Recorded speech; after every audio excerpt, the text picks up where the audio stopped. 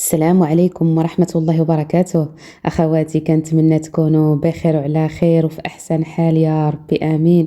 ودائما منين تنوضي تصلي الصلاة ديال الفجر والصبح، ديري هاد السبعة ديال الأمور قبل ما تنوضي من المكان ديالك، راه فيهم مغفرة ديال الذنوب، وكيفرج الله سبحانه وتعالى الهم والغم ديالك، وكيرزقك بإذن الله من حيث لا تحتسبي. عندنا هذا في حديث أنس بن مالك، يقول الرسول صلى الله عليه وسلم: من صلى الغداة في جماعة ثم قعد يذكر الله حتى تطلع الشمس ثم صلى ركعتين كانت له كأجر حجة وعمرة تامة تامة تامة. نعم أخواتي، راه الذكر من بعد الصلاة ديال الصبح راه من أهم الأعمال اللي كان كيحرص عليها النبي صلى الله عليه وسلم وكيداوم عليها، لأن فيه ثواب وأجر كبير. عندنا هذا في أحاديث أن النبي صلى الله عليه وسلم كان منين كيصلي الفجر كيجلس في المصلى ديالو حتى كتطلع الشمس، وكان كيحرص عليه الصلاة والسلام على هاد السبعة ديال الأمور. نعم أخواتي، نعاود نذكروا بأن الصلاة ديال الفجر هما 2 ركعات نافلة كنصليوهم، يعني مورا الأذان مباشرة. هما 2 ركعات خفاف، هما داخلين في الرواتب. كنصليوهم في الركعة الأولى بسورة الفاتحة مع سورة الكافرون، والركعة الثانية بسورة الفاتحة مع سورة الإخلاص. عادة من بعد كنبقاو تقريبا واحد ربع ساعة ولا 20 دقيقة، عادة كنصليو الفريضة اللي هي صلاة الصبح، ومنين كنكملو ونتحي ونشهدو كنسلمو، ومن بعد كنديرو هاد السبعة ديال الامور وحنا باقين في هذاك المكان ديالنا، كنكونوا باقين ما نضنا ما تحركنا ما تكلمنا ما حتى حاجه. عندنا اول حاجه اللي كنديروها هي كنقولوا 10 ديال المرات: لا اله الا الله وحده لا شريك له، له الملك وله الحمد وهو على كل شيء قدير. عندنا هذا في حديث أبي ذر الغفاري أن النبي صلى الله عليه وسلم قال: من قال في دبر صلاة الفجر وهو ثان رجليه قبل أن يتكلم: لا إله إلا الله وحده لا شريك له، له الملك وله الحمد وهو على كل شيء قدير 10 مرات، كتب له 10 حسنات ومحي عنه 10 سيئات ورفع له 10 درجات، وكان يومه ذلك كله في حرز من كل مكروه وحرس من الشيطان. نعم أخواتي، هاد الذكر راه كنقولوه من بعد الصلاة ديال الصبح، وراه تنقولوه حتى من بعد الصلاة ديال المغرب. كتكوني باقة جالسة في المكان ديالك اللي صليتي فيه، باقة ثانية الرجلين ديالك، ما تكلمتي مع حتى واحد، وكتقولي 10 ديال المرات: لا إله إلا الله وحده لا شريك له، له الملك وله الحمد وهو على كل شيء قدير. راه كتكتب ليك 10 ديال الحسنات، وكتمحى عليك 10 ديال السيئات، وكترفعي بإذن الله 10 درجات إلا قلتيه من بعد الصلاة ديال الفجر، وكتبقاي النهار كله في الحفظ والرعاية ديال الله عز وجل. وإلا قلتيه من بعد الصلاة ديال المغرب كتبقاي الليلة كلها في الحفظ ديال الله سبحانه وتعالى، وكيبعث لك الله سبحانه وتعالى ملائكة مسلحة كتحميك وكتحرسك طول هذاك الليل. نعم أخواتي، كما شفنا الفضائل الكثيرة ديال هاد الذكر نحاولوا نحافظوا عليه يوميا، لأن فيه خير كبير لينا. وكنت تكلمت على الفضائل ديال هاد الذكر وفصلت فيها أكثر في فيديو على القناة، راه غادي نخلي لكم الرابط ديالو في أول تعليق. نعم، عندنا تاني حاجة اللي تهي كنقولوها يوميا من بعد الصلاة ديال الصبح، هي 7 ديال المرات: اللهم أجرني من النار، اللهم أجرني من النار، اللهم أجرني من النار، 7 ديال المرات، لأن أبواب جهنم والعياذ بالله 7، أجرنا الله وإياكم منها يا رب. عندنا هذا في سنن بن حبان أن النبي صلى الله عليه وسلم كان يقول بعد الفجر والمغرب: اللهم أجرني من النار 7 مرات. هذا الذكر أخواتي كنقولوه بعد الصلاة ديال الفجر والصلاة ديال المغرب. كما كنعرفوا هاد الأذكار تقريبا كلها كتكون من بعد الصلاة ديال الفريضة ديال الصبح ومن بعد الصلاة ديال المغرب. عندنا الامر الثالث اللي حتى هو كنحافظوا عليه يوميا في الصلاه ديالنا، ديال الصلاه ديال الصبح.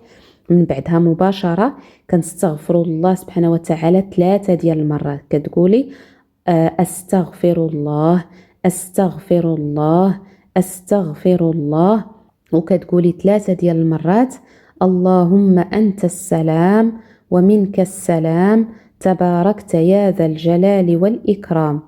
نعم، نعاودها: اللهم انت السلام ومنك السلام تباركت يا ذا الجلال والاكرام.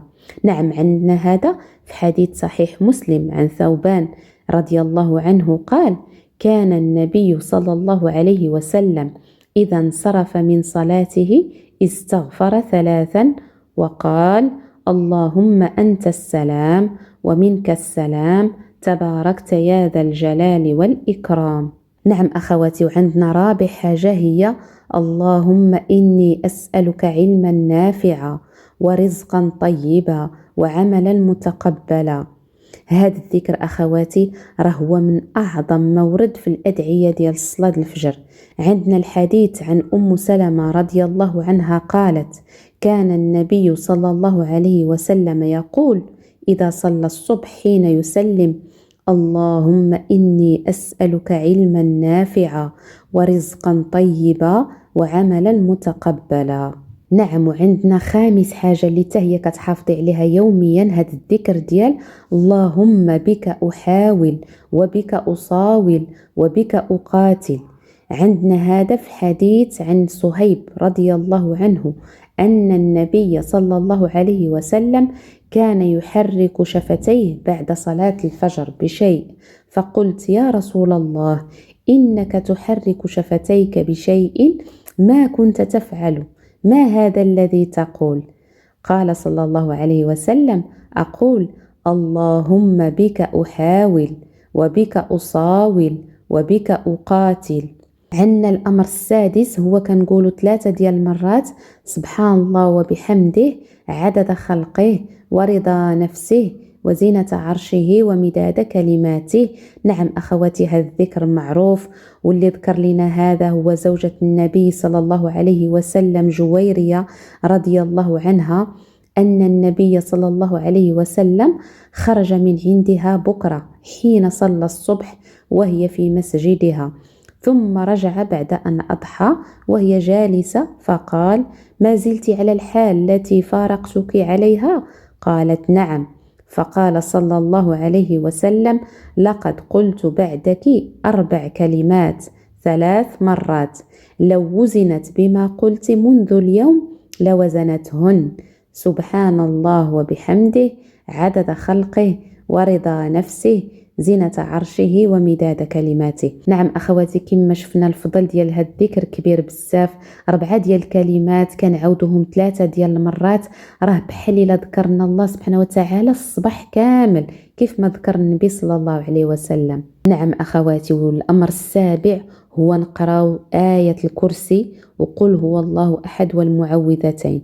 بالنسبة لآية الكرسي راه عندنا في هذا حديث صحيح اللي قراها من بعد كل صلاة راه لم يمنعه من دخول الجنة إلا الموت. كما كنعرفوا خصنا يوميا نحافظوا على آية الكرسي، ماشي غير يوميا وفي كل صلاة. منين كنصلي ونساليو من بين الأذكار اللي كنحافظوا عليها، الأذكار من بعد الصلاة، هي هاد آية الكرسي. كما شفنا الحديث كيذكر لنا راه اللي حافظ عليها في كل صلاة، يعني ما كينساهاش وكيواظب عليها، راه بإذن الله كيدخل الجنة. يعني ما كيمنعوا من دخول الجنة إلا الموت، سبحان الله. وعندنا حتى هنا عندنا 3 ديال المرات كنقراو من بعد الصلاة ديال الفجر والصبح كما قلنا 3 ديال المرات قل هو الله أحد والمعوذتين. وكما كنعرفوا حنا هاد الأذكار ديال المعوذتين وقل هو الله أحد 3 ديال المرات راهما داخلين أصلا في الأذكار ديال الصباح والمساء. نعم أخواتي، راه كما شفنا هاد الأذكار وهاد الأدعية راه كاين البعض منها كاينة في أذكار الصباح والمساء. يعني الحمد لله الأخوات اللي تيحافظوا على أذكار الصباح والمساء راه تقريبا هاد الأذكار كلهم راه تيديروهم. والاخوات اللي باقين ما تيحافظوش عليهم يحاولوا ان شاء الله شويه بشويه. وكما كنقول لكم اخواتي، راه غير بالتدريب شويه بشويه الانسان كيولف هاد الاذكار. وحنا كنعرفوا شهر رجب راه هو فرصه باش هكا كتبداي تدربي على هاد الاذكار شويه بشويه، كتولفي عاوتاني في شهر شعبان باش في رمضان باذن الله كتكوني ولفتي هاد الاذكار.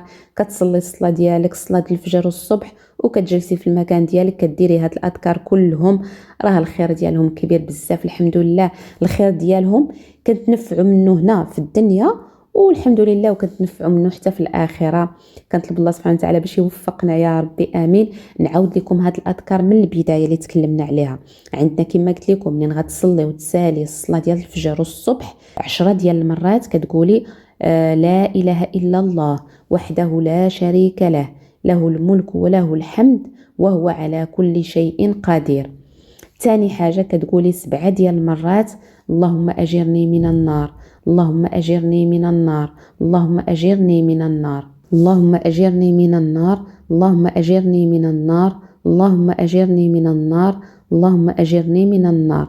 من بعد أستغفر الله، أستغفر الله، أستغفر الله، اللهم أنت السلام ومنك السلام، تباركت يا ذا الجلال والإكرام. اللهم إني أسألك علما نافعا ورزقا طيبا وعملا متقبلا.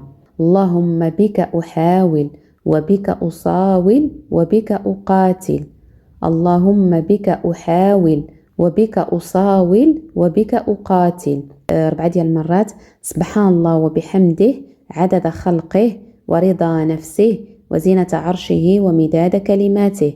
سبحان الله وبحمده عدد خلقه ورضا نفسه وزينة عرشه ومداد كلماته. سبحان الله وبحمده عدد خلقه ورضا نفسه وزينة عرشه ومداد كلماته. من بعد كما قلنا كنقراو آية الكرسي. الله لا إله إلا هو الحي القيوم لا تأخذه سنة ولا نوم له ما في السماوات وما في الأرض من ذا الذي يشفع عنده إلا بإذنه يعلم ما بين أيديهم وما خلفهم ولا يحيطون بشيء من علمه إلا بما شاء وسع كرسيه السماوات والأرض ولا يؤوده حفظهما وهو العلي العظيم. بسم الله الرحمن الرحيم.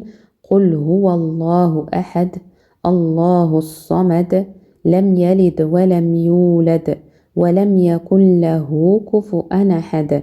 بسم الله الرحمن الرحيم. قل أعوذ برب الفلق من شر ما خلق ومن شر غاسق إذا وقب ومن شر النفاثات في العقد ومن شر حاسد إذا حسد. بسم الله الرحمن الرحيم.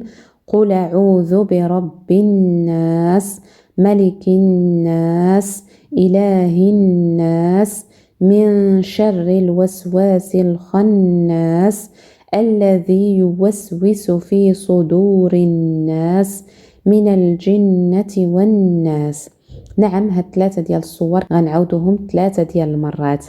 وفي الختام أسأل الله العظيم رب العرش العظيم أن يتقبل أعمالنا وأن يجعلها في ميزان حسناتنا يا رب العالمين.